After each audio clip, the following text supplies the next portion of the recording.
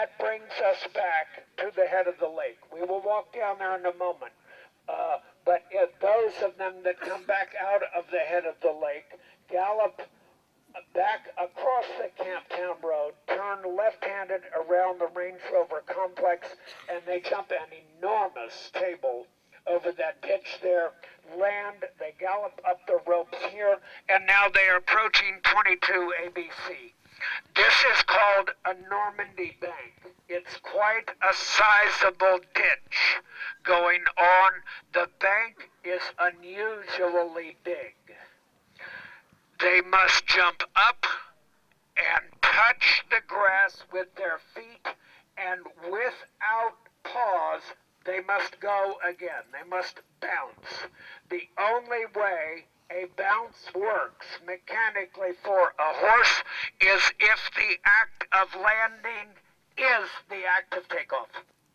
They must be so brave there and so committed and so trusting in you that they touch the ground and they put their body out into space before they know if there is a landing on the other side or not. Because as you step up the bank, visually it appears to you as if you are going to jump out into the middle of the infield, because all you can see is sky. Now, these horses are anywhere from 10 to 18 years old. They've been doing this for a while, and they say, never mind what it looks like, because my buddy would not jump me into the Grand Canyon, even though I do not see it yet. There is grass on the other side. So I trust my jockey, I'm going to leave the ground. And they do. Now, the riders that get in trouble don't get in trouble here because their horses can't jump this. They have done all of these things before. They just have not done them in such quick succession and again and again and again and again. In his own way, the designer has been a little bit relentless because there's always something going on. And that's fatiguing to the rider. You are now 3/4 of the way around the course. If the riders are not fit, they are starting to move in the saddle. You will start to see riders galloping up the hill, and their body is moving like that instead of being still, taking the shock in their knees and their ankles, and the only thing that is moving are their elbows as they maintain connection with the horse's mouth in the gallop.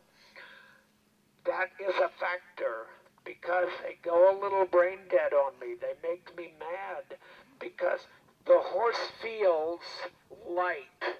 The horse has finally stopped pulling. Many of these horses are quite keen, and they lean on the bridle early in the course.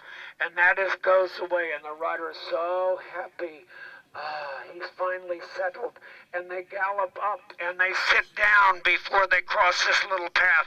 And they gallop up, and they ask the horse to do something, and they suddenly realize their horse is flat as a pancake. And there is no dynamic in that horse's body whatsoever. And whatever you ask them to do is wrong. If you try and take back and shorten their stride, they stall. If you try and go forward, their stride is already long and flat. They can't go forward. So the clever riders, someplace between the tree and where I am standing, you will see them. They will reorganize and re-energize the horse again, so that when the horses that are going to be successful, you can usually tell on the television when you see them right there. You will have, I think, a right-to-left profile shot from the television, and you will be able to predict with a fair degree of accuracy if they're going to be successful jumping up the top or not. Karen O'Connor, of course, is going to be successful because she knows that. Hi, Missy.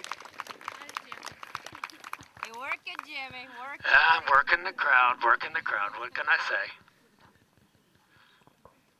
So these riders, they don't need to have me tell them that. These experienced riders, they have it tattooed all over them. I crack myself up sometimes. Now, the element that most of you cannot see is beyond the rail at 22B. And that is 4 forward strides and the rider has a choice. It is a wedge. It's a triangle with the point aiming at you and a red flag on that side and a white flag on this side. Remember, we said all you have to do is get between the red and the white flag. The rider is given the choice of jumping a white flag corner here or a red flag corner on the other side. That is not a right or wrong decision. That is a how well do you know your horse decision, because every horse to some degree is right-handed or left-handed, and they will handle a white flag or a red flag corner a little bit easier. Well, then that horse and rider should go on that side. The distance remains the same. The technical question remains the same. It is just that the course designer is allowing you to choose your level of difficulty. He's saying to you, do you understand your horse? Do you know your horse? Because if you know your horse, I'll make this a little easier on you. I didn't say I'll make it easy, because it is not easy. It's quite difficult. But you can control a little bit if you remember, if you bring your frinker with you when you come up the hill. Now, again, as so many of these obstacles, there's a black flag option, but I think the ground trainer and the course designer have been a little bit of a jerk, because 22A does not have a black stripe on it. What does that mean? That means you gotta try it. You cannot avoid the difficulty of the effort here. You must try it. If you jump off weakly, your horse stops. Now you can come around, you can jump B, and there is a long option to C. And you are allowed to do that, but you are forced by the rules to try the straight route first. Okay? Now then, from the Normandy bank, riders land, organize their range, they gallop downhill quite a ways, and on the other side of the trachinor, there's what's called the keeper's brush. It's a 4'7" hedge. It's the biggest thing you've ever seen in your life, and these horses and riders will go ripping down to it, jump over it, and gallop on across the top of the steeplechase field there. 26AB is a spread 3 strides to a slightly narrow table. That is designed to be ridden forward, but in hand. They must be balanced and they must be straight at those obstacles that you see on the other side of the infield. The course then turns back.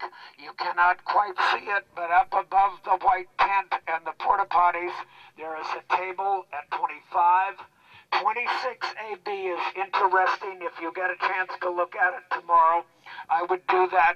It's quite a tall, narrow hedge, and it is set at an angle from left to right. So the right-hand side is about 10 feet away from the bank, whereas the left-hand side is close to the bank. So you must jump across it at an angle. 3 strides later, there is an identical brush that is turned the other way. Now, an angled fence causes horses to drift to that side. So in very quick succession, Derek is saying, does your horse cheat to the right? No, good. 3 strides. Does he cheat to the left? Sorry about that. Because it will happen that quickly. There is a long way around. I doubt many riders will use it. I think most of them will jump the fast way at 26AB. That obstacle was here during the World Championships. The World Championship horses jumped that. The only difference about it is that they had the ropes positioned so that you could not get a straight run at it. This year, the riders get a much straighter run at it. Last fall, they had to operate their way around, which created a little bit more difficulty to the obstacle.